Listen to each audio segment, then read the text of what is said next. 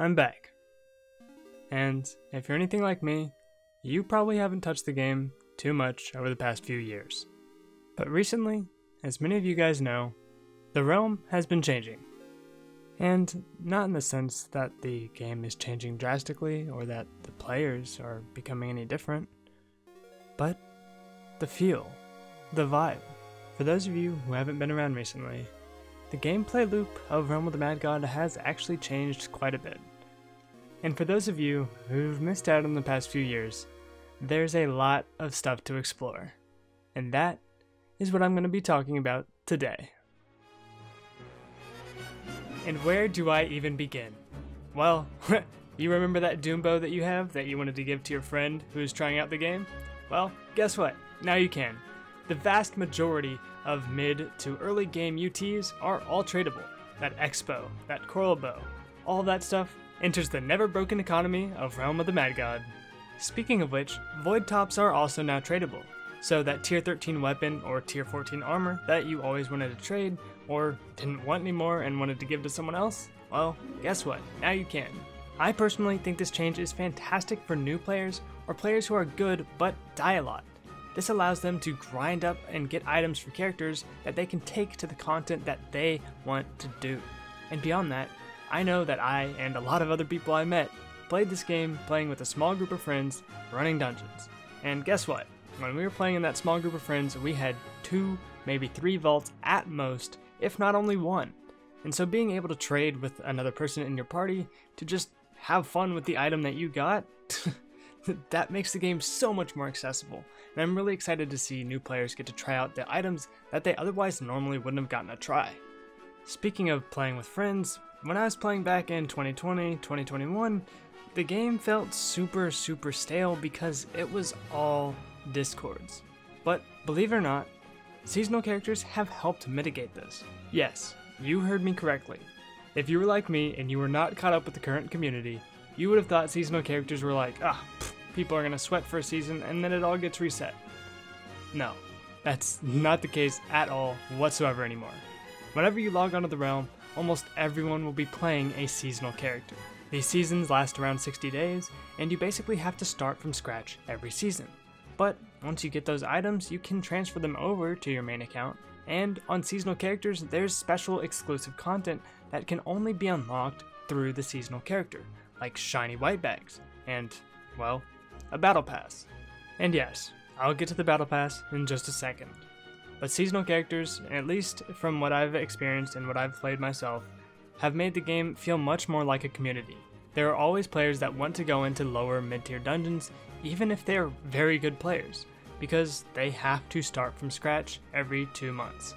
Now of course, this gap gets a little bit wider as the season progresses, but especially during that first couple weeks of a season reset, it feels like a brand new game. Pair this with the addition of a couple new Godlands dungeons, as well as reworks to all of the old ones, and you get an experience farming pots that is much more enjoyable than it ever has been in the game's past. And for those of you who have struggled to get event whites, well, guess what? Now it's easier than ever. And no, not because they buffed the drop rates, but because they made events spawn multiple times per realm. Grand Sphinx, Hermit God, Ghost Ship, all spawn at least twice, and Pentarax and Cube Gods are more plentiful than ever. And if you're closing for Oryx, yeah, it's a little bit more annoying, but at the end of the day, it makes playing within the realms a lot more fun and engaging. But some players don't want to play early game, and well, there's no doubt something for you. If you weren't around for the rework of the Shatters, you're in for a surprise. The Shatters went from a joke of a dungeon that could be reran super easily with lots of cheese to one of the most in-depth, complex, and hard dungeons in the game. The Shatters today is arguably just as difficult, if not harder than, Oryx 3, with many phases and shot patterns that have never, ever been introduced in the game before. From a bridge sentinel that can insta-pop, to a forgotten king that has become one of the most in-depth fights in the game. Not only is Shatters difficult on its own, but Deca even added a hard mode, which allows you to access the new best item in the game,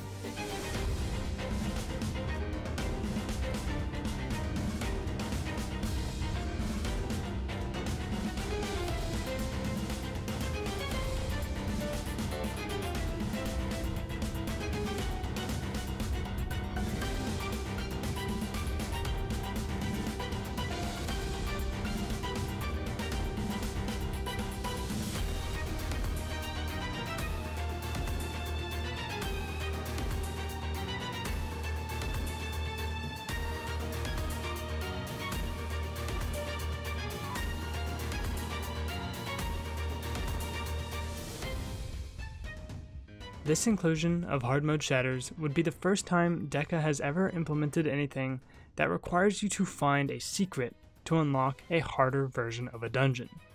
And this would be something that they would continue with the Moonlight Village.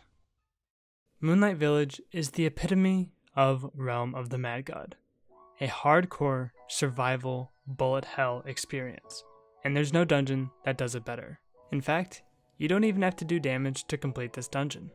It completes itself, but what the dungeon lacks in DPS requirements, it makes up for in grueling exhibitions of micro-dodging.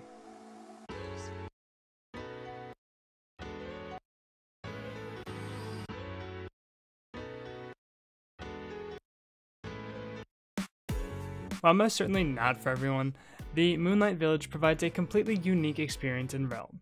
It is a sustain, stay alive at all costs dungeon. Every boss within the dungeon has two phases, damage phases and lantern phases.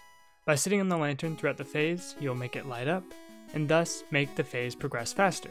So, if you can stand on the lantern, you'll be done quicker, but that restricts where you're able to dodge. And with damage phases, you don't have to do damage. But by doing damage, just like with the lantern, you can make the phase progress faster at the risk of making the phase harder. Now, despite this dungeon being a quarter of a year old, the Realm community is still discovering new things about this dungeon to this day, with the secret behind unlocking the true ending only being discovered within the past couple of weeks. The amount of time and effort that was put into discovering all of the secrets behind this dungeon is incredible, and I've never seen a Realm community band together so tight just to accomplish one collective goal. Now, the history of the Moonlight Village is still being written, but it is the first time I've ever seen Realm make a dedicated, conscious effort into truly implementing lore into their game. Shatters did it a little bit, but it was added later. This dungeon was designed with lore in mind. If this game decides to go in a direction that truly fleshes out the story of the Realm, it could make for not only a great game with great players, but also a great game with a great story. On top of the new Shatters and the Moonlight Village, Deca also added a new dungeon called the Cogbold Steamworks, which is a pretty decent dungeon overall. It is a lot more similar to the difficulty of a fungal crystal cavern than a Lost Halls or Shatters, but it is still a difficult dungeon, and it gives a nice middle ground to people trying to transition from mid-game to late game. Now, it would be impossible for me to make a video discussing the new changes since 2020 or so without at least mentioning the Battle Pass. I know, there's dungeon modifiers and all that other stuff, but that can be saved for another video. The introduction of a Battle Pass and locking some of the seasonal content behind a Battle Pass is a little bit cringe, and because of how overused the Battle Pass model is, I can totally understand why people would be against it as a whole. But coming from someone who is a light spender on Realm of the Mad God, the Battle Pass is a great value, and it doesn't really feel like it's gatekeeping any content, just providing additional rewards on top of what is already normally achievable. Plus, as you progress through the Battle Pass, it becomes cheaper and cheaper, so next season, if you complete 100% of the Battle Pass, you're only going to be paying a fraction of the price. Now, for those of you who have been around a while and have been playing the game the past few years, there's definitely stuff I missed in this video, but whenever I came back, these are the things that stuck out the most to me. And if you, the viewer, are thinking about coming back and you haven't played in a while, I would give it a shot. The game's in a really good spot right now, and there's a lot of changes coming in the future that I'm really excited about. With that all being said, I'm back, and the videos won't be consistent and they won't be super timely, but they'll be a lot higher quality than anything that I've ever uploaded to my channel, and I really look forward to making content for this game once again. If you have any ideas for videos you'd like to see, or things that you miss from old Realm YouTube, leave them down in the comments below. I think putting call to actions in the beginning of the video is kind of cringe, so if you made it this far, please, go ahead, leave a like, subscribe.